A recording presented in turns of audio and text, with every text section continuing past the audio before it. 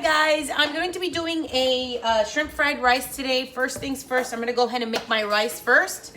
And then I'm going to add the rest of the ingredients, the shrimp, the peas, the carrots, the soy sauce, all that stuff. So first, I have Mr. Sous Chef back there making noise. Sorry. First thing you want to do is go ahead and add 2 cups of water to your Instant Pot and 2 cups of drained, rinsed white rice. Now I can't stress it enough. Make sure you clean your rice as much as possible, because if not, you're going to get soggy, sticky rice. So just go ahead and put it inside the pot.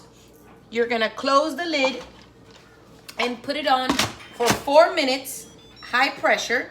It's gonna take a while for it to build, so make sure your vent is placed to seal. Once it beeps, let it release naturally for about 10 to 15 minutes, and then we're gonna move on to the next portion of the recipe.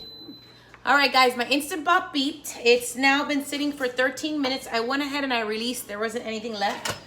So I'm gonna go ahead and open my pot. You're gonna see that the rice at first is a little soggy.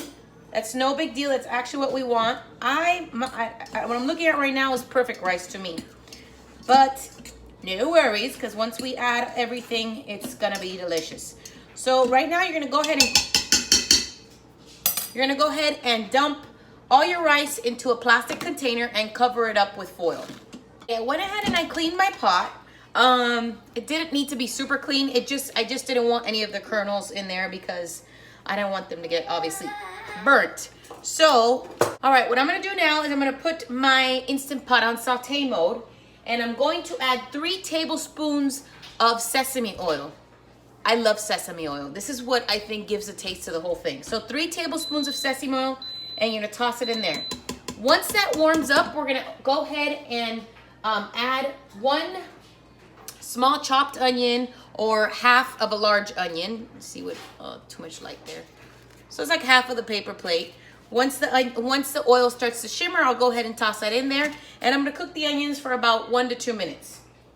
All right, my onions are getting cooked up. Meanwhile, I'm gonna go ahead and drain this can of peas. Unfortunately, my groceries didn't come in time, so I wanted to use the frozen peas and carrots from the, one of those pouch and add one of those, but just gonna use peas because I have no carrots. Go ahead and add half the can of peas. Mix that around. Also to the mix, 1 tablespoon of butter. And while this is on saute mode, if you can see, I moved all the peas and the carrots to one side. Yes, please add carrots. It tastes much better. I'm pissed that I didn't have any carrots. So I'm moving all of the food to one side. And on the other side, I whisked already 4 eggs. And I'm just going to let the eggs cook like scrambled there. Let them sit there every 20 to 30 seconds. You go ahead and mix it around. You want to be able to get a chunky egg. So, every now and then give it a good swirl. But eventually that'll cook with the onions and the peas. So once your egg starts to it starts to cook, you can go ahead and mix in all the onions and the peas and the butter together, and go ahead and start seeing that it becomes scrambled. All right, once your eggs is cooked, you're gonna go ahead and add 1 pound of large shrimp. So just for reference, that's how big the shrimp are. And we're not gonna even close the pot at this point. We're just gonna let it cook with the egg, the peas, the carrots, the butter, everything. I did raw tail-on shrimp, large. So go ahead and cook that in your Instant Pot, constantly stirring, because obviously shrimp does stick to the bottom of, egg does stick to the bottom of the pot, and you don't want to get the burned. Have your shrimp and your eggs, everything in there cooking. You're gonna go ahead and add some salt. Be careful of salt because soy sauce already has a salt, and we're gonna be using 2 tablespoons of that. I actually use 3 because I like it a lot. I'm gonna also put some pepper in there. It's basically salt and pepper to taste. You can add it at the very end if you do decide to do that. But mainly this part is just to cook the shrimp and the eggs all together. All right, my shrimp are pretty much cooked. It took about 5 to 6 minutes for them to completely cook, as well as the peas and the eggs. Now I'm gonna top it off just with some little garlic powder on top. And then give it one more quick twirl. And then you're gonna add 2 to 3 tablespoons of soy sauce. And then you're gonna add the rice that we cooked in the very beginning.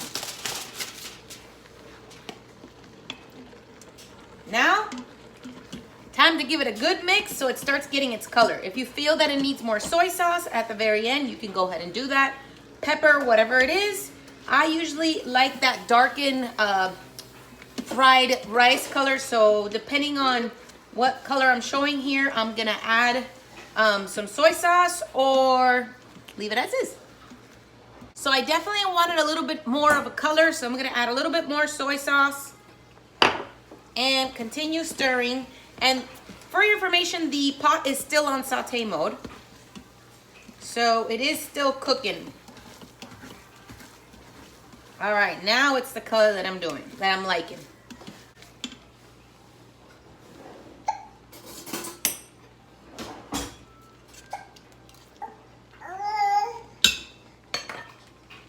Awesome. That was the shrimp fried rice. It's already ready to go. I'm gonna go ahead and put it in a container for dinner today. Serve it with some platanito maduro frito. And that's it. If you're looking for a good shrimp fried rice, this is it. If you wanna always use chicken fried rice, you do the same exact thing, except you cook the chicken in the rice for 3 minutes. So I'll be doing a recipe on that, so stay tuned.